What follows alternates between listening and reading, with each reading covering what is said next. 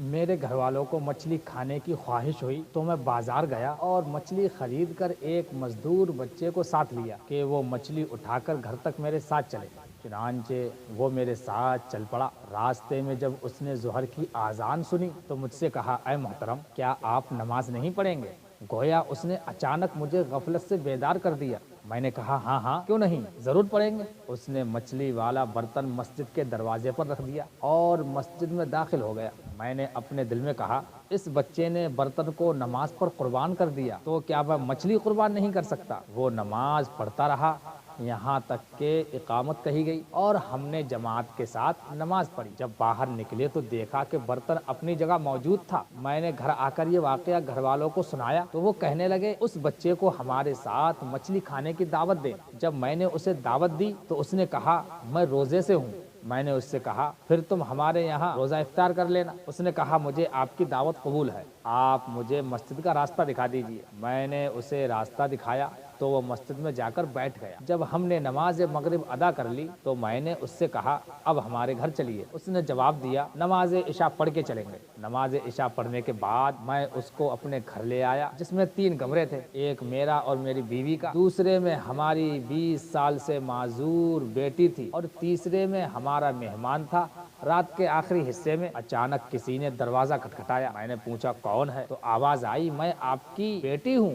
میں نے کہا، وہ تو 20 سال سے معذور ہے، اپنے پیروں سے نہیں چل سکتی اور گھر میں پڑا ہوا گوشت کا ایک ٹکڑا ہے، وہ کیسے صحیح ہو سکتی ہے؟ یہ سن کر وہ کہنے لگی، میں آپ کی وہی بیٹی ہوں، آپ دروازہ تو کھولیں۔ جب میں نے دروازہ کھول کر دیکھا تو بالکل صحیح کھڑی تھی۔ میں نے اس سے پوچھا، ہمیں بتاؤ تم کیسے شفایاب ہوئی؟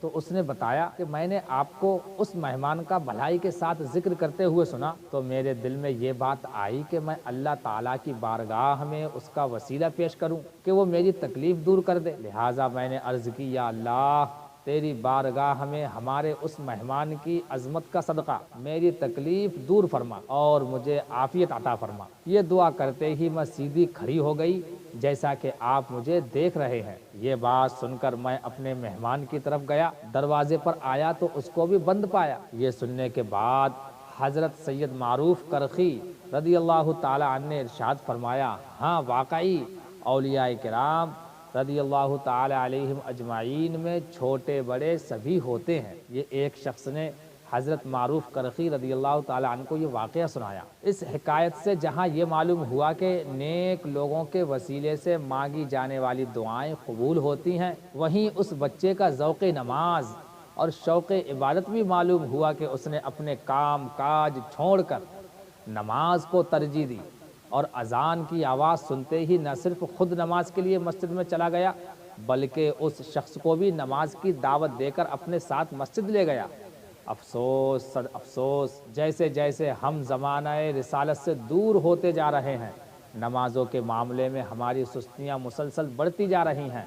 آج ہمارے کانوں میں بھی اذان کی آواز آتی ہے، مگر ہم اپنے کام کاج کی مصروفیات یا محض سستی کی وجہ سے نماز ہی قضا کر ڈالتے ہیں، جبکہ گناہ کرنے کے لیے ہماری سستی فوراً چستی میں بدل جاتی ہے۔ بعض لوگ تو ایسے بھی ہیں کہ جب ان کی ایک یا چند نمازیں چھوٹ جائیں تو کئی مہینوں تک جان بوجھ کر نماز نہیں پڑھتے۔ اگر کوئی دین کا درد رکھنے والا اسلامی بھائی نماز کی ترغیب دلائے تو کہتے ہیں انشاءاللہ اگلے جمعے سے دوبارہ نماز پڑھنا شروع کر دیں گے۔ شاید یہی وجہ ہے کہ آج گھروں میں اتفاق نہیں، آئے دن لڑائی جھگڑے معمول بن گئے ہیں، ہر ایک رزق میں بے برکتی کی وجہ سے پریشان ہے، والدین نافرمان اولاد سے بیزار ہیں۔ ذرا غور کیجئے ہمارے ساتھ ایسا کیوں ہو رہا ہے؟ ہم کیوں ان پریشانیوں کا شکار ہوتے جا رہے ہیں؟ شاید اس کی وجہ یہ ہے کہ آج ہم نے اللہ پاک اور اس کے رسول صلی اللہ تعالی علیہ وسلم کے فرامین پر عمل کرنا چھوڑ دیا ہے اور دن رات ان کی نافرمانی والے کاموں میں مشغول ہیں۔ اگر ہم خود نمازوں سے دور رہیں گے اور اپنے بچوں کو بھی نماز کی ترغیب نہیں دلائیں گے تو یاد رکھیے آئے دن ہمیں انہی پریشانیوں کا سامنا رہ سکتا ہے۔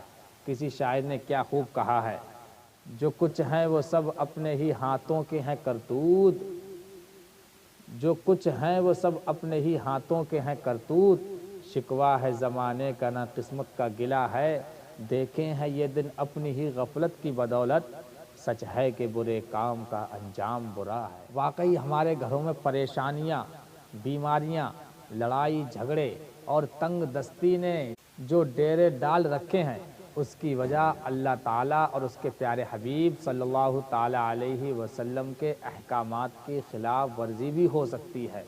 لہٰذا زندگی کو غنیمت جانتے ہوئے سچی توبہ کیجیے اور نمازوں کی پابندی شروع کر دیجیے، ورنہ یاد رکھیے جان بوجھ کر نماز قضا کرنا گناہ کبیرہ، حرام اور جہنم میں لے جانے والا کام ہے۔ اللہ تعالیٰ قرآن شریف میں ارشاد فرماتا ہے فَخَلَفَ مِن بَعْدِهِمْ خَلْفٌ أَضَاعُوا الصَّلَاةَ وَاتَّبَعُوا الشَّهَوَاتِ فَسَوْفَ يَلْقُونَ غَيًّا۔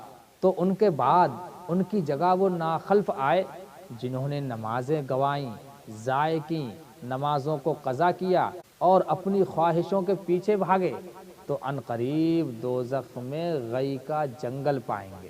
اس آیت مبارکہ میں غی کا تذکرہ ہے اور اس سے مراد جہنم کی ایک وادی ہے۔ جہنم میں ایک ایسی وادی ہے جس کی گرمی اور گہرائی سب سے زیادہ ہے۔ اس میں ایک کنواں ہے جس کا نام حب ہے۔ جب جہنم کی آگ بجھنے پر آتی ہے، اللہ تبارک و تعالیٰ اس کنویں کو کھول دیتا ہے جس سے وہ بدستور بھڑکتی رہتی ہے۔ یہ کنواں بے نمازیوں اور زانیوں اور شرابیوں اور سود خوروں اور ماں باپ کو ایذا یعنی تکلیف دینے والوں کے لیے ہے۔ خوف خدا سے لرز جائیے اور سچی پکی توبہ کر لیجئے۔ ذرا تصور تو کیجئے جب اس خطرناک وادی میں بے نمازی کو ڈالا جائے گا تو اس کا کیا ہوگا؟ بندہ خواہ کتنا ہی بڑا ولی بن جائے، وہ عبادت سے بے نیاز نہیں ہو سکتا۔ جب رسول اللہ صلی اللہ تعالیٰ علیہ وسلم کو آخری دم تک عبادت کرنے کا حکم دیا گیا تو ہم کیا چیز ہیں؟ اس سے ان لوگوں کو نصیحت حاصل کرنی چاہیے جو اپنے آپ کو بڑے بلند مقام و مرتبہ پر فائز سمجھ کر عبادت کے معاملے میں سستی کرتے ہیں۔